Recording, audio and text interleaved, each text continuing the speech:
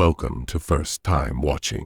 After the horror movie Bring Her Back left most people in the cinema speechless with its ending, it's time to dive a little deeper into what it all means, what happens to Piper, and what is inside Ollie. So let's kick things off with a quick recap to refresh our memories.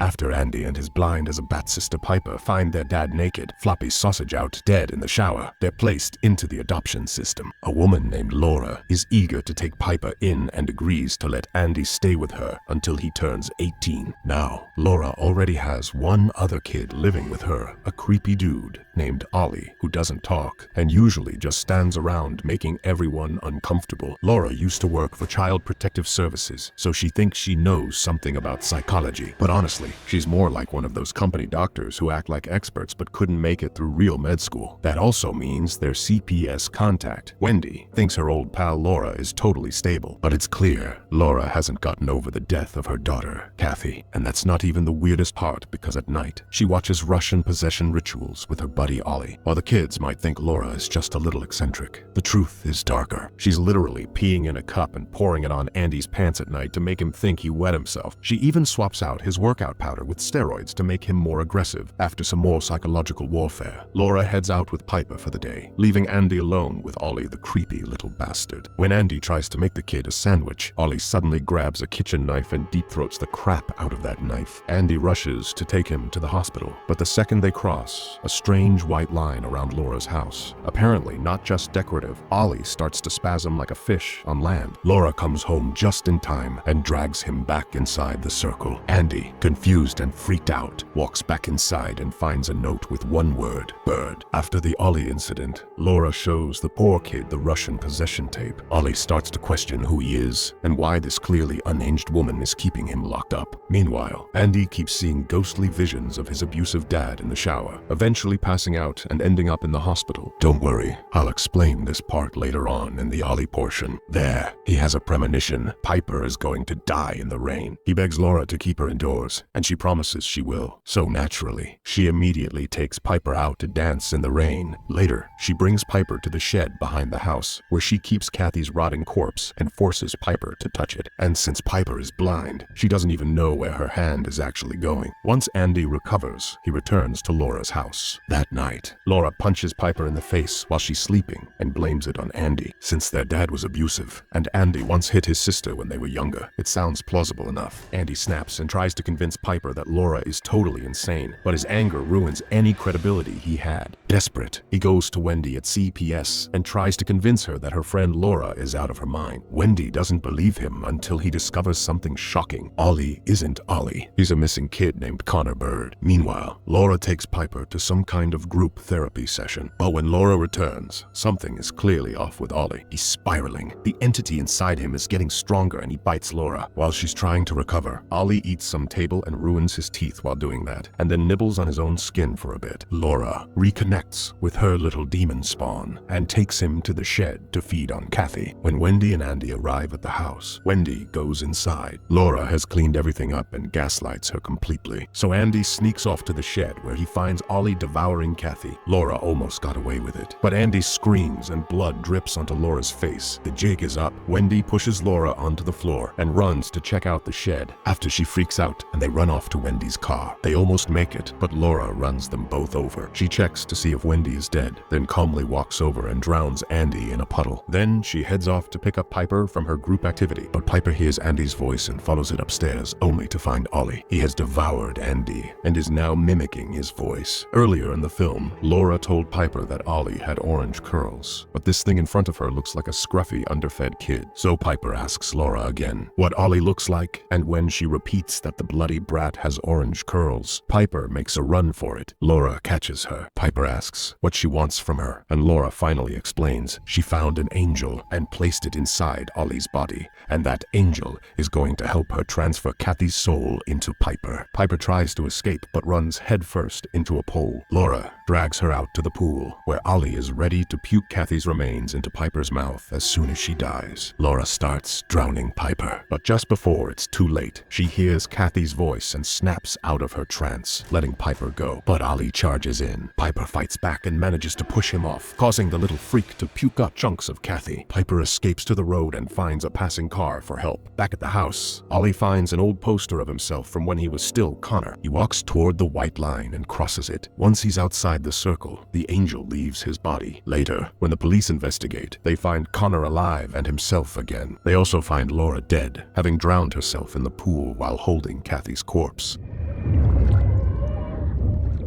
So, what's the movie really about? At its core, Bring Her Back is about grief, not the kind you cry out and move past, but the kind that festers, the kind that turns love into obsession. Laura isn't evil for the sake of it. She's a mother who can't let go, but her refusal to accept loss makes her dangerous. She's not just raising the dead, she's denying reality. And the scariest part, Laura used to be a child counselor. That's right, she knows how to manipulate broken kids. She's the embodiment of institutional betrayal. She doesn't just hurt the children, she weaponizes their trauma to feed her own. Piper's blindness and Andy's PTSD aren't just details, they're symbols of vulnerability. The film leans into how trauma can isolate, how grief can be exploited, and how the people meant to protect you can be the ones that destroy you.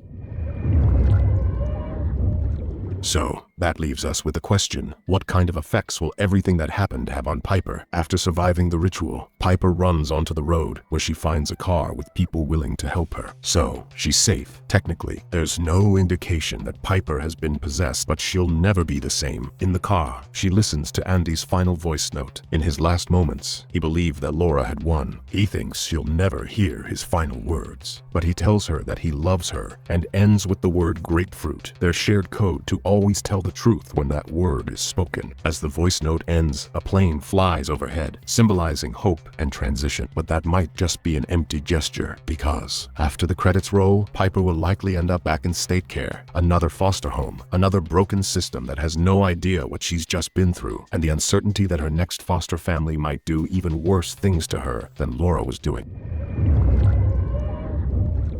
And finally, what exactly is inside of Ollie? The entity that possesses Ollie is named Tari, a supernatural being connected to the twisted resurrection ritual Laura performs in an attempt to bring her daughter Kathy back from the dead, despite its demonic behavior. The film actually refers to Tari as an angel. When Laura is in the bathroom with Ollie and sees his demonic reflection, he's meowing. Later, Ollie bites and chews on her. Once she hides from him, he begins to replicate her voice. This suggests that Ollie takes on the voice of whatever he last consumed. He ate the cat, then meowed. He bit Laura, then mimicked her voice. This also explains why Laura feeds him Andy's dad's hair. Shortly after, Andy experiences one of his dad's visions in the shower, which lands him in the hospital. So when Piper hears Andy's voice coming from Ollie, it implies that Ollie consumed part of him as well. And that would also explain why Laura allows Ollie to eat Kathy at the end, so that he can transfer Kathy's soul into Piper by feeding her the remains like a mother bird, similar to what we see in the Russian possession tapes. It's also clear that he can only exist inside Ollie while within the white circle, and he isn't fully in control of the body he possesses because Ollie, who is really Connor, still holds enough awareness to warn Andy by writing the word bird, and even manages to escape the circle after finding the missing poster.